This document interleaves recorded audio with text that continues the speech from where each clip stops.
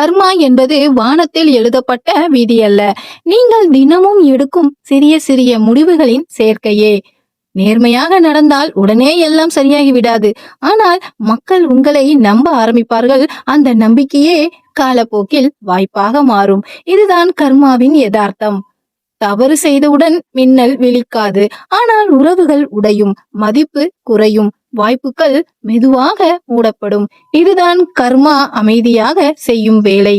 பிரபஞ்ச சக்தி என்பது மாயை அல்ல. நீங்கள் உலகத்திடம் எப்படி நடந்து கொள்கிறீர்களோ அதே விதமாக உலகம் உங்களுக்கு பதில் சொல்வதே அது. உழைக்காமல் எதிர்பார்த்தால் ஏமாற்றமே கிடைக்கும். உழைத்தும் பொறுமை இல்லை என்றால் நடு வழியில் விழ வேண்டி வரும்.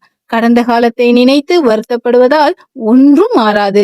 இப்பொழுது நீங்கள் எடுக்கும் செயல்தான் உங்கள் நாளைய வாழ்க்கையை வடிவமைக்கும். நீங்கள் உலகத்தை ஏமாற்றலாம், மனிதர்களை ஏமாற்றலாம். ஆனால் உங்கள் செயலை கர்மாவும் இந்த பிரபஞ்சமும் ஒரு நாளும் தவறாக கணக்கிடாது.